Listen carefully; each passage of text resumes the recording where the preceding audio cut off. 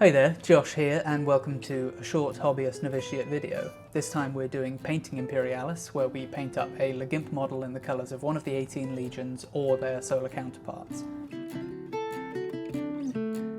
We're aiming for these videos to be beginner friendly, but hopefully introduce a few intermediate techniques along the way. In this video, I'm going to be looking at the 5th Legion, the White Scars. Grab a hot drink and a biscuit and let's dig in.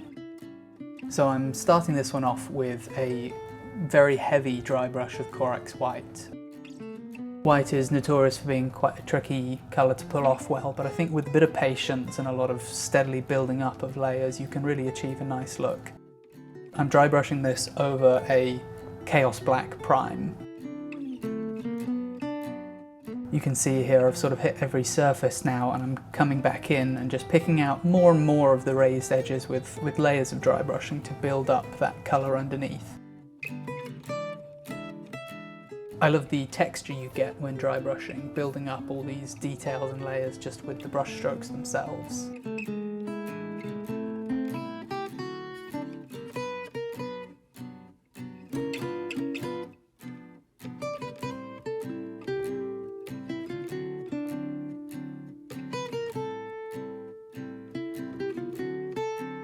So stopping here with the Corax White once I've achieved quite a nice grayscale look.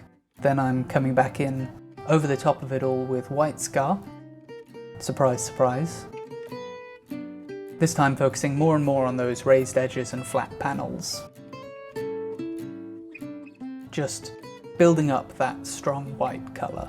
I want to keep a lot of the depth in the recesses to give that shadow contrast look. I think the problem a lot of people have with white is once you've put on enough coats for it to be solid, you end up obscuring most of the detail and losing a lot of that contrast. So my aim here is to avoid that by just slowly building up subtle layers.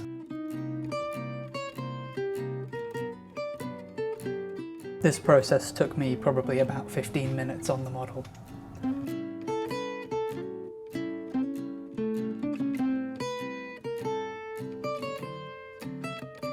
Here I'm looking at all of my different gold brassy colours, trying to work out what I think will match the artwork best. I want something that's a nice sort of saturated gold, and I'm just looking here at working out what my highlight colour will be. And I went with the Auric Gold because it's just really bright and vibrant. So I'm just blocking out all of the bits I want to be that gold colour with Gehenna's gold here, focusing on mostly the exhausts. I don't want to overpower. I think gold on models can sometimes end up being a bit much. So I'm trying to just use it sparingly.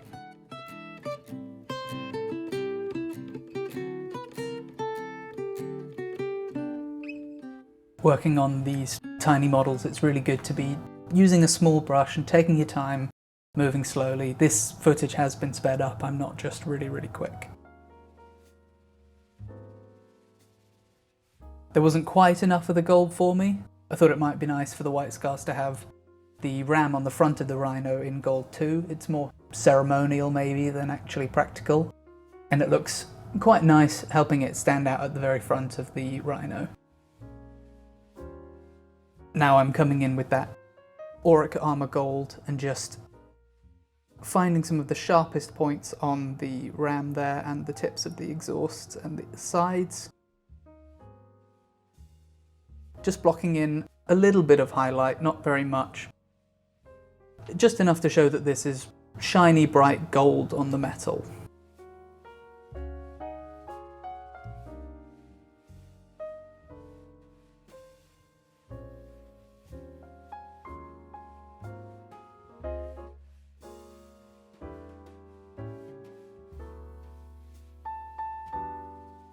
After that, it's time to start picking out the weapons on the top of the rhino. This time I'm using Leadbelcher. I didn't want to overdo the gold, so I'm going to do the tracks and the bottom of the exhaust in this more neutral steel to avoid drawing attention from the rest of the vehicle.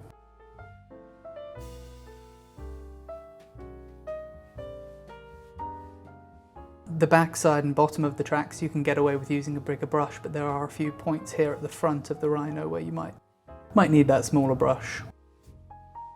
I ended up using it across the whole model, but I think I would have saved some time by using a bigger brush here.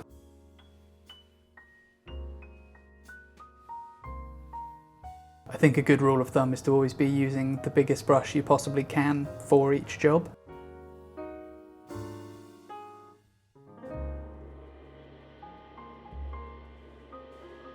I knew I wanted to do some freehand for the White Scars symbols, so I'm just trying to work out how that might look on the side of this model and then the top here.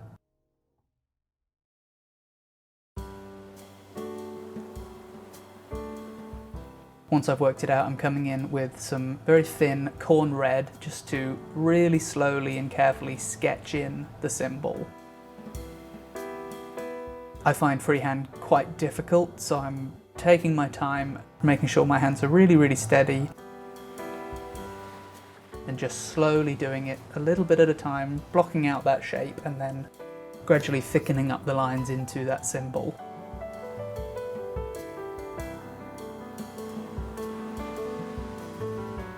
Again, this footage has been sped up. I'm not just moving really fast here.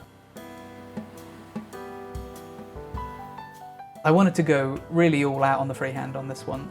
I thought, let's get as many of those ziggy-zaggy shapes on as many flat panels as I possibly can. So I'm now looking at the front of the rhino here and just popping on those large flat panels some more pointy shapes.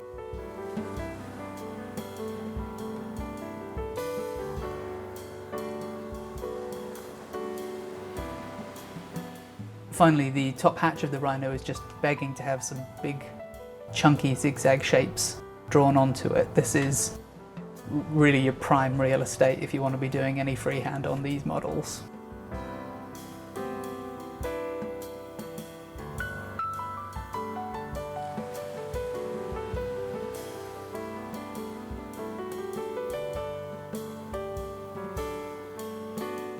Once I've done that, you can see a lot of my lines aren't perfect, so I've come back in with some white scar just to pick out along the edges, really refine those shapes, and also have that bright white between the red and the rest of the white in order to give it that good contrast.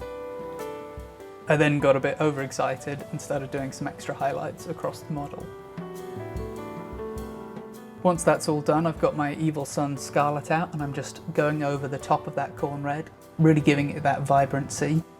I think evil Sunz Scarlet is such a nice, bright red to be using on models like this. Really helps it stand out. I am trying to avoid getting too much paint in the recesses here to keep those really dark. I will come back with a wash later, but I think the less correcting you can do, the better. Seems better practice to me to just get it right the first time. You can see here I'm changing the shape of the top markings. I'm not quite happy with them still, but I think they do the job. Here I'm coming back in with the Gehenna's Gold and just picking out the eye slots on the front of the rhino. I did this across all of the models I painted for these videos actually, where I didn't paint them initially and then I came back in and changed quite a few of them because I think it looks good. Really pulling into the final stretch here now, coming in with Agrax Earthshade just to dull down the tracks and the metal. I use a very heavy wash of this across all of the metallics, really grime them up, weather them down, and then after that I come in across the underside of the hulls just with a very thin coat of Agrax Earthshade to add a little bit of brown. This is probably dirt thrown up as the rhino's bombing around on the battlefield, so I'm focusing it on those areas where mud would spray up at the rhino. Just using the paint to tell a little bit of a story. This is one of my favourite steps in the painting process. Popping some mud where the boots of the Space Marines getting in and out would be, and then looking at where they might be tracking mud up and down the door with their hands as they open it and shut it hundreds and hundreds of times in the thousands of years this rhino spends on the battlefield.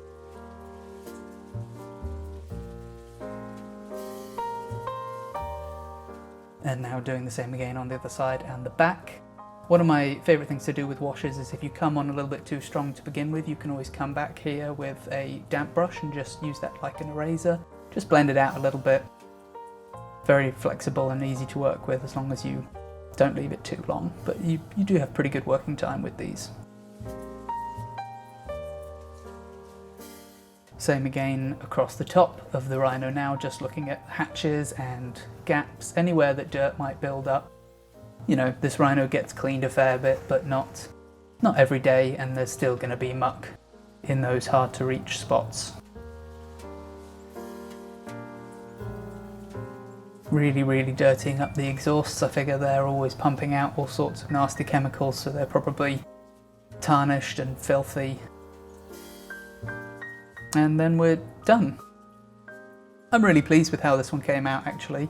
I think it's a really nice start for this series, something that's very achievable, lots of beginner-friendly techniques. It's something I think, you know, anyone could take a crack at. We're definitely going to be introducing some more advanced stuff in later videos, but this is a nice place to start. Take your time on the freehand and, yeah, just enjoy. I'd love to paint this one across an entire army. Thanks for watching and see you next time.